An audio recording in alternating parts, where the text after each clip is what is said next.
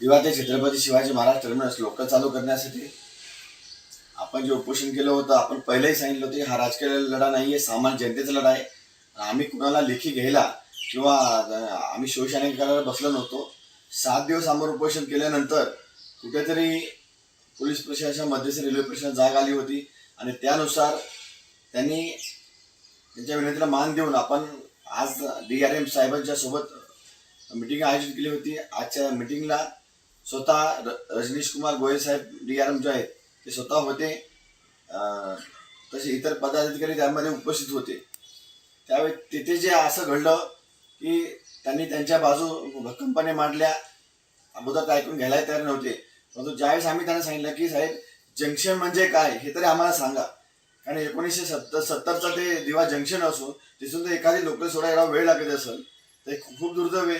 आणि तुम्ही दिवा स्टेशन बघू नका तुम्ही, किंवा दिवा जंक्शन बघू नका, कारण दिवा स्टेशनची जी वाढती लोकसंख्या वाढते प्रवासी आहे हे जवळपास 6 ते 7 तुमच्या रेल्वे स्टेशनच्या एवढी पब्लिक एकट्या दिवा शहरामध्ये आहे.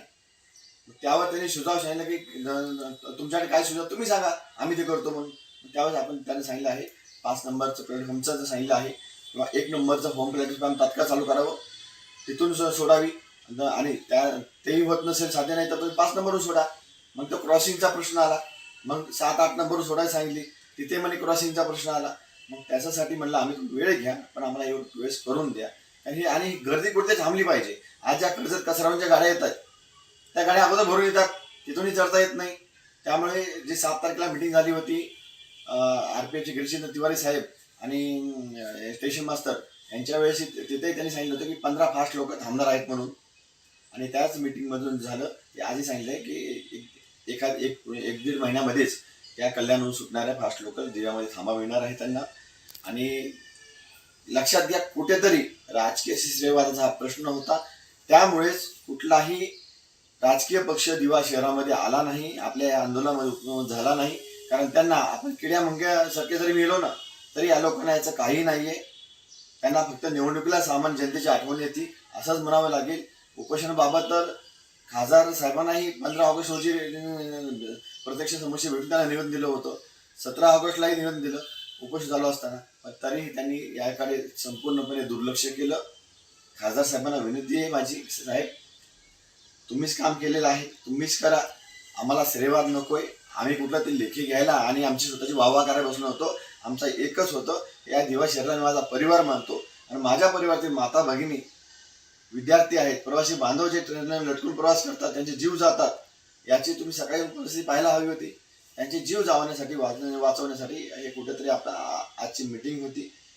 आणि मीटिंग झालं, दुसरे एक अधिकारी होते त्यांच्यासोबत रजनीश गोयल साहेबांनी आम्हाला बोलायला सांगितलं, त्यांच्याशी आम्ही बोललो. त्यावरती त्या 15 लोकांचं तर मंजूर झालेलंच आहे.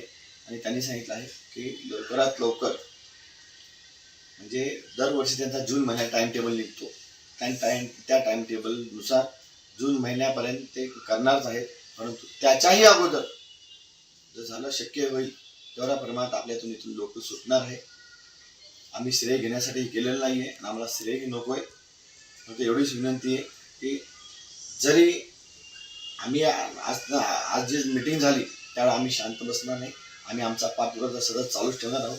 फक्त दिवावाशाने विनंती आहे की थोडासा विश्वास ठेवून तुम्ही फक्त 8 महिने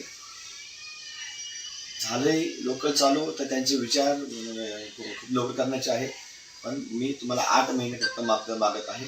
8 महिन्यामध्ये या 1-1.5 महिन्यामध्ये तुम्हाला पहिली खुशखबरी मिळेल आणि त्याच्यानंतर 6-7 महिन्यानंतर एक दुसरी खुशखबरी तुमच्या आनंदाची बातमी मिळेल. एवढीच ग्वाही देतो, कारण मला जास्त मी बोलू शकणार नाही, कारण कुठेतरी मलाही आज पायबंद आहेत. कारण हा श्रेयवादाचा प्रश्न आहे, मला नाही की श्रेयाच्या वादामध्ये अजून 1-2 वर्ष पुढे ढकली जाईल ट्रेन. त्यामुळे मी एवढंच सांगतो, दिवावाशांनी 8-10 महिने शांत राहा.